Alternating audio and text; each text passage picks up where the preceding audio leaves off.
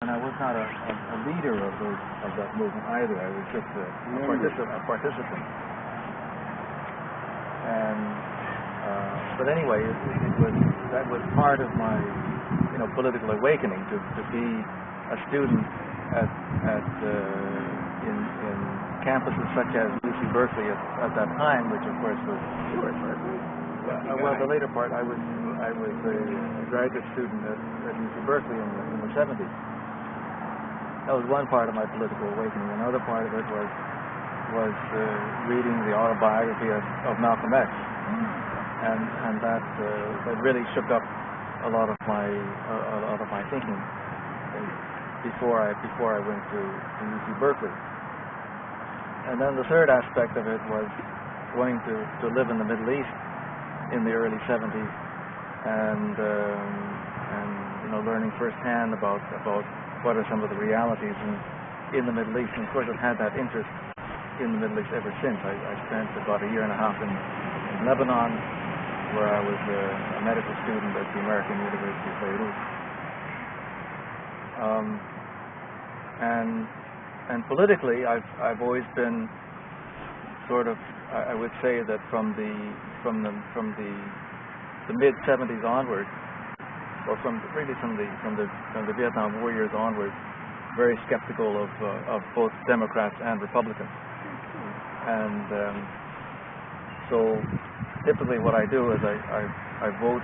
It's sort of it's a protest vote to vote against incumbents and try to vote for people who are other than Democrats and Republicans, even though I realize that most likely they're not going to win.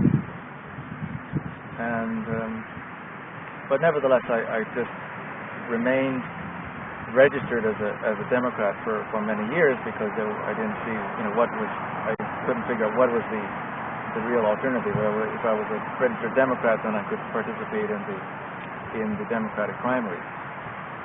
So a few years ago, I changed my registration to Peace and Freedom, and because the Peace and Freedom, in addition to having a progressive agenda, also talks about workers, and it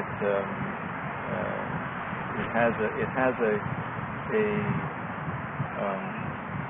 vision for what kind of society we want to create, and a way of getting there.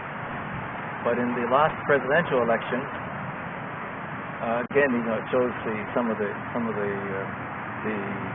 sort of conflicting emotions and thoughts that one has about an election. This was an election when even though I didn't vote for him, when Barack Obama won the election, there was a great sense of happiness in me, because this was the first African American president, and so it was an accomplishment. It was a milestone in American history. And I watched him at Grant Park, on television. Watched his speech in Grant Park in Chicago, and it was a very moving moment for me. But I was registered as with the Peace and Freedom Party, and I voted for Cynthia McKinney. I voted for Cynthia McKinney because because Cynthia McKinney was the way I could read it was that she was talking about some fundamental things that were really hitting the nail on the head. She was beginning to talk about the Middle East, and so I really felt that she was able to break out of the prevailing discourse that's happening in this country, whereas Ralph Nader was still caught up in corporate crime and this sort of thing, which is great. But if you look at frame the economic problem in this country in terms of corporate crime, in a way it's covering up for the failures of the system. Because to say that there's corporate crime means that if you could root out that corporate crime, then the system would be okay. And that's not the way that's not my analysis of what we have here. I believe that the system that is based on profit, that is based upon people maximizing, everybody going out and maximizing their returns in a free market economy is something that is fundamentally antisocial, that is not going to solve our problems, it is not going to lead towards equality. And that's why I voted for Senator McCain. In terms of, there's been a lot of, every election I always hear about people, they campaigning for, including some people whom I know, who campaign for third-party candidates with great vigor. And then when it comes down to the election, it's, the Bush is so bad that it will be fatal to allow him to be reelected, and so we have to vote for the lesser of two evils. And my feeling is that the only time that people get mobilized is when things get so bad that there's no choice but to come out and become politically active and fight it. So if we had another term, a third Republican term, then and we had this economic crisis, you see, then all of this public anger would have been directed against the Republicans on the right wing. And I think there probably would have been a larger mobilization. What happened with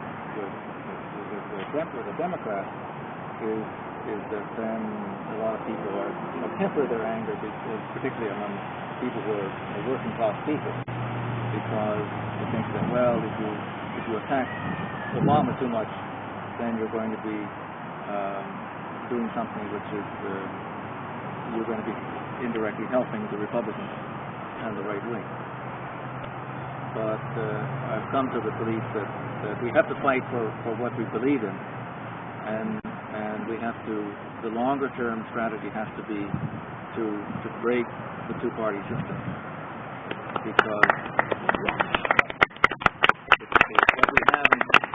what we have here is not really a democracy. Sure, you can vote for these two parties, but really what they stand for is variances of the same thing.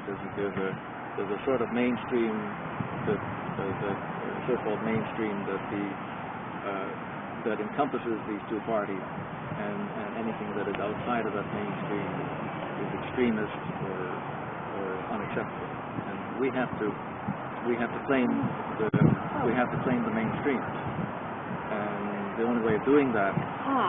Gene, could you run this fork over to Gloria for me? Thank you. I'm sorry. And the only way we have to do that is to vote our consciences. So if we believe that the Green Party candidates have the right position, then we have to vote for them, and we have to put all of our focus into breaking what I call the two-party dictatorship. Bye-bye. That's what Ralph. Thanks for coming. And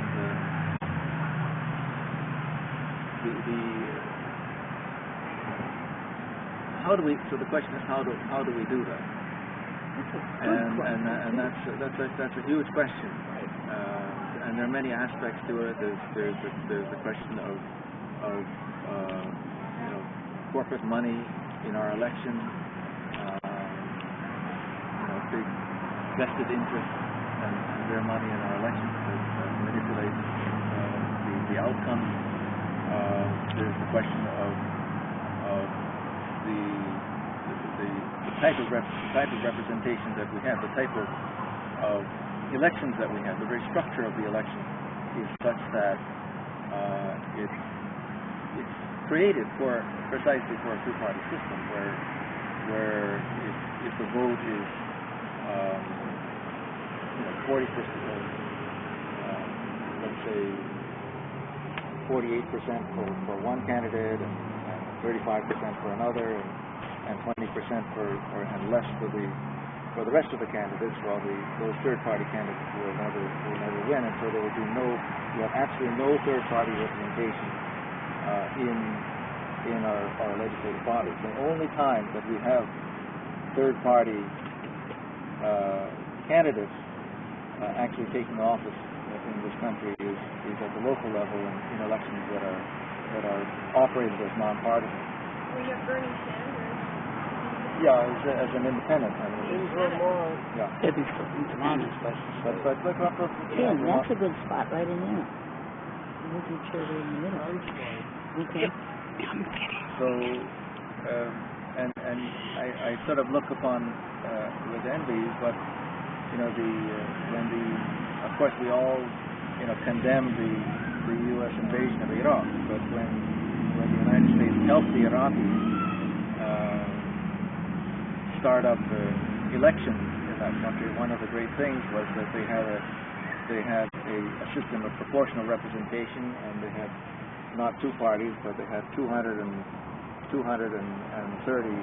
lists of candidates running in the national elections. And so, ironically, we also helped write the Constitution of Japan and Germany, and they both have multi-party systems. right. So the democracies that we have played some role, whether you can debate whether the contribution was all positive or not, but the electoral systems that we've helped to create outside of this country have generally been more democratic than the system that we have in this country. So we know better than we do. Yeah. And so when I hear you talking about the need for constitutional reform, I mean, I take a lesson from Egypt and Tunisia, and that one of the first things that people did there, and one of their first expectations after overthrowing their leaders, was that they have to have constitute an assembly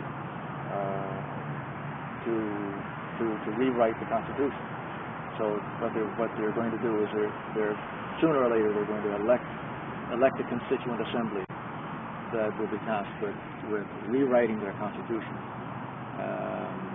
and then the people will vote for the new Constitution in a general election. And I think that even though there are many parts of our Constitution, such as the Bill of Rights, that are good, the only way of really getting fundamental change is probably to thoroughly rewrite other sections of the Constitution. So in other words, it would take far too long to do it through a process of constitutional amendment one after another. Well, anyway, that's what I But do you think that's possible? Do you think it's possible to just go and say, okay, we're going to chuck this and write a new one? I think, amending is something I think that's possible. Chucking the Constitution, I don't think it. Well, it's not chucking it. We're not going to chuck it until a new Constitution is drafted, and then people vote in, and then there's an orderly transition here. But I mean, I don't know what's possible. Right now it seems very remote. But right now if you're talking about a constitutional amendment to prohibit corporate personhood, I mean this is just a sideshow compared to the main democratic. So it's needed, but how do we get there from here? It seems like a monumental task, and we haven't mobilized the people to meet that task. Yeah.